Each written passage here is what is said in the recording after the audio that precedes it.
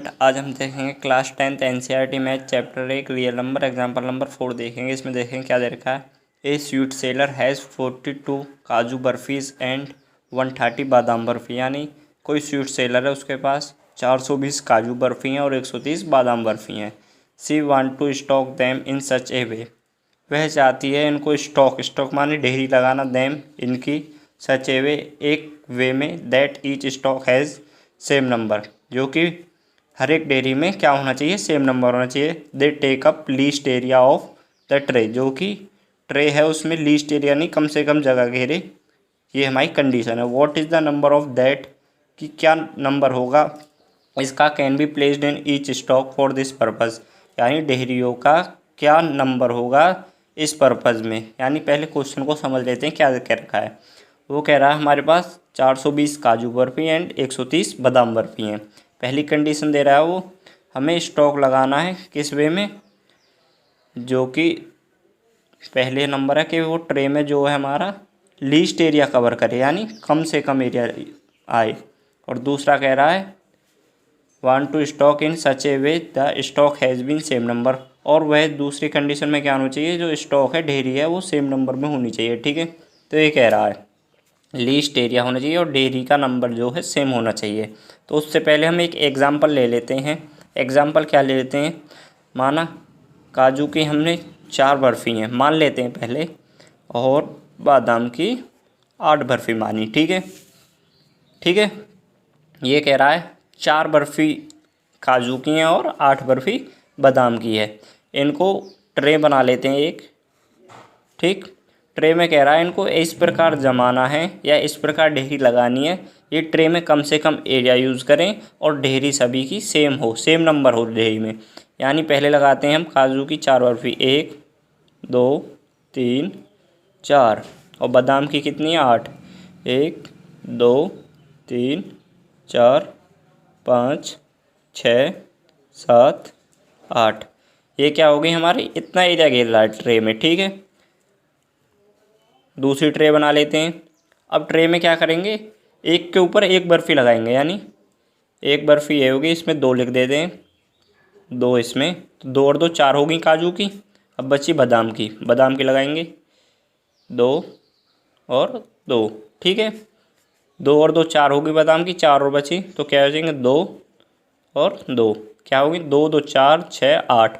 बादाम की भी 8 होगी और काजू की 4 होगी। तो एरिया देखेंगे इसमें कितना घेरा, इससे कम ले रहा है, तो अब के 3 लगा के देखेंगे। 3 देखते हैं, काजू की 3 लगाएंगे। यदि काजू की 3 लगाते हैं तो काजू की क्या 1 बचेगी, वो क्या हो जाएगी वेस्ट। ऐसे ही यदि बादाम की लगाते हैं 3, 3 और 3 6, और क्या बचेगी 2 बर्फ़ी बचेंगी बादाम की भी, 2 3 और 3 6 आ गई काजू बादाम की, तो 2 बर्फ़ी बचेंगी, 2 क्या हो जाएंगी हमारी वेस्ट। तो इनको इस प्रकार नहीं लगा सकते हम। तो अब की 4 लगा के देखेंगे काजू की, तो काजू की 4 हो गई है, बादाम की 4 हो गई और बादाम की 4 हो गई, 4 4 8 बादाम हो गई और 4 काजू हो गई। और देखेंगे एरिया कितना कम गया है, सबसे कम एरिया ले रहा है, और स्टॉक यानी ढेरी भी सेम नंबर की लग रही है, 4 4 की सभी में। ठीक है, यदि हम 5 की बना के देखते हैं, 5 की हमारी बन ही नहीं सकती। काजू की क्या दे रखी है हमें 4 और नंबर ले रहे हैं हम 5, तो ऐसा हो ही नहीं सकता। तो क्या हुआ, हमारा लीस्ट एरिया भी हो रहा है और ढेरी भी सेम नंबर की लग रही है। तो एक 4 क्या हो गया हमारे यहाँ पे HCF highest common factor. HCF ही तो हो गया 4, 4 और 8 का यदि हम HCF निकालेंगे तो 4 आएगा। तो इससे आप क्या समझ रहे हैं, यदि हमें ये 2 बर्फ़ी दे रखी हैं 420 और 130, यदि हम इन दोनों का HCF निकाल दें तो हमारा आंसर क्या आ जाएगा।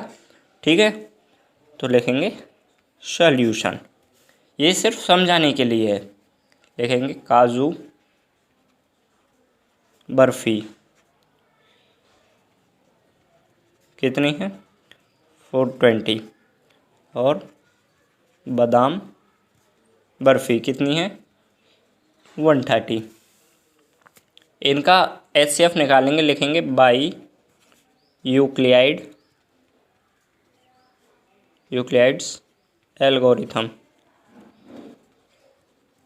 यूक्लिड एल्गोरिथम क्या कहती है, A = B Q plus R. A क्या है? Dividend. B divisor. Q quotient. R remainder. यहाँ पे करके देख लेते हैं। जो बड़ी संख्या होती है उसको क्या अंदर लिखते हैं? डिविडेंट होता है वो, और छोटी नंबर जो होती है वो डिवाइज़र हो जाए। जब इससे इसमें डिवाइड करेंगे तो कितनी टाइम जाएगा? 3 टाइम। तो क्या आ जाएगा? 0, 3 3 ज़ा 9, 3 1 ज़ा 3, तो ये क्या आएगा? 390। रिमाइंडर क्या आएगा? 0, यहाँ से 12, 12 में से 9 जाएंगे, क्या बचेगा? 3। रिमाइंडर क्या आएगा? 30। अब क्या करते हैं नेक्स्ट कंडीशन में? यदि हमारा रिमाइंडर 0 नहीं आता तो रिमाइंडर को क्या बना लेते हैं? डिवाइज़र, और जो हमारा यहाँ पे डिवाइज़र था उसको बना लेते हैं डिविडेंट। तो डिविडेंट यहाँ जाएगा, और इसको इस फॉर्म में यहाँ पे क्या लिखेंगे? ए क्या है यहाँ पे हमारा? 420, तो A is equal to 420 is equal to B कितना? 130, 130 इंटू क्यूटेंट कितना है? 3 प्लस रिमाइंडर क्या है? 30। ठीक है, यही तो आया। अब सेकंड देखते हैं, इसको कितने टाइम डिवाइड कर सकते हैं हम? 4 टाइम। 0, 4 3 ज़ा 12, 120। अब रिमाइंडर क्या आ गया? 10। तो इसको भी लिखेंगे। डिविडेंड क्या है? 130 is equal to, Euclid algorithm में लिखना पड़ेगा इस कंडीशन में ही हमें। तो डिविडेंड 130 होगा, डिवाइज़र कितना है? 30 इंटू क्वोटिएंट कितना है? 4 प्लस रिमाइंडर कितना है? 10। अब रिमाइंडर अब भी 0 नहीं है तो अगेन फिर करेंगे। तो अगेन क्या करेंगे? रिमाइंडर को डिवाइज़र में लेंगे और डिवाइज़र को डिविडेंड। तो 30 यहाँ पे आ जाएगा। ये कितने टाइम जाएगा? 3 टाइम। क्या आएगा? 30। अब क्या आ गया? 0। जब हमारा रिमाइंडर 0 आ जाता है तो उस स्टेज में जो हमारा डिवाइज़र होता है वही क्या हमारा HCF होता है। तो लिखेंगे 30 is equal to 10 into 3 plus 0। तो HCF कितना हो गया हमारे यहाँ पे? 3। तो क्या हो गया? लिख देंगे यहाँ पे, क्या लिखा हमने? The sweet seller can makes stock of 10, यानी स्वीट सेलर ने स्टॉक के, सॉरी यहाँ पे मैंने 22 मिस्टेक 3 लिख दिया है, तो यहाँ पे क्या आएगा? 10। ठीक है, the sweet seller can make stock of 10 for both kinds of the barfi, यानी स्वीट सेलर का स्टॉक जो होगा वो 10 का होगा, बोथ काइंड ऑफ बर्फ़ी यानी दोनों बर्फ़ियों का। तो ये क्या हमारा आंसर है। आई होप आपको ये समझ आ गया होगा।